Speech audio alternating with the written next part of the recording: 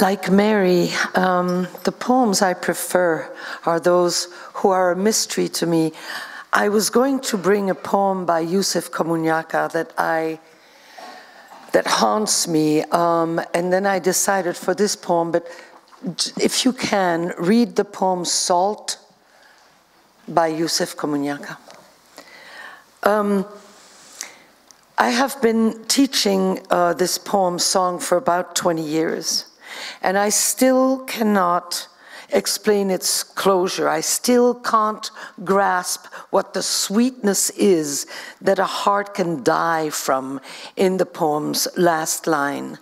But because we've read so many poems, because you've heard so many poems, and we've been so smart, and we've been able to explain so many things, I'm just going to read the poem, and I'm not going to say anything. I'd like the poem to enter you and to be in the plane with you and make your trip home safe, and thank you for your ear and heart this week.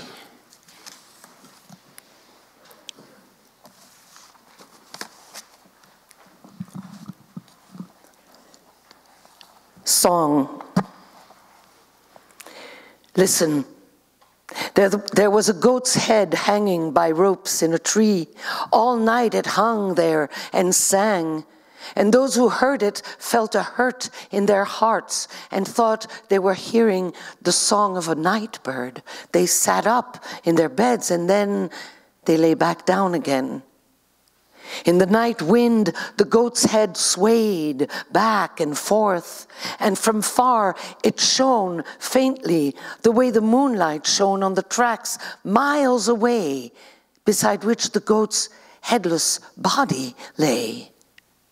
Some boys had hacked its head off. It was harder work than they had imagined. The goat cried like a man and struggled hard, but they finished the job. They hung the bleeding head by the school and then ran off into the darkness that seems to hide everything. The head hung in the tree. The body lay by the tracks. The head called to the body to the head. They missed each other. The missing grew large between them until it pulled the heart right out of the body, until the drawn heart flew toward the head, flew as a bird flies back to its cage and a familiar perch from which it trills. Then the heart sang in the head, softly at first, and then louder, sang long and low until the morning light came up over the school and over the tree, and then the singing stopped. The goat had belonged to a small girl. She named it Broken Thorn Sweet Blackberry. Named it after the night's hush of stars. Named it after the night's bush of stars, because the goat's silky hair was dark as well water, and because it had eyes like wild fruit. The girl lived near a high railroad track. At night, she heard the trains passing, the sweet sound of the train's horn pouring softly over her bed. And each morning, she woke to give the bleating goat his pail of warm milk. She sang him songs about girls with ropes and cooks in boats. She brushed him with a stiff brush. She dreamed daily that he grew bigger, and he did. She thought her dreaming made it so.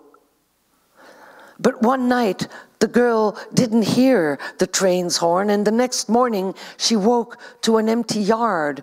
The goat was gone.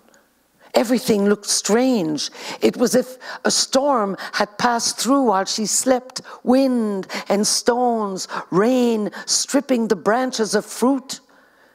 She knew that someone had stolen the goat and that he had come to harm. She called to him all morning, and into the afternoon she called and called. She walked and walked. In her chest, a bad feeling, like the feeling of the stones gouging the soft undersides of her bare feet.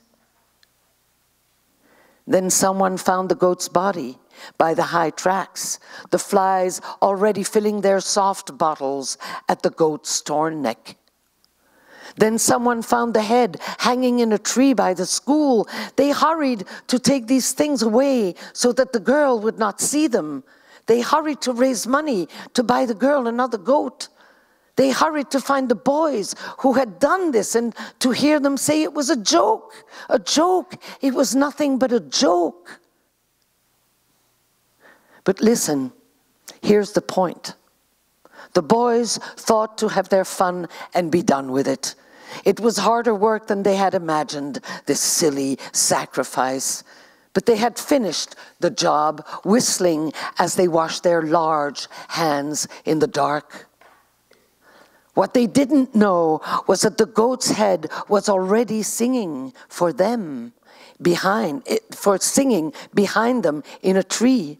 What they didn't know was that the goat's head would go on singing just for them, long after the ropes were down, and that they would learn to listen, pail after pail, stroke after patient stroke.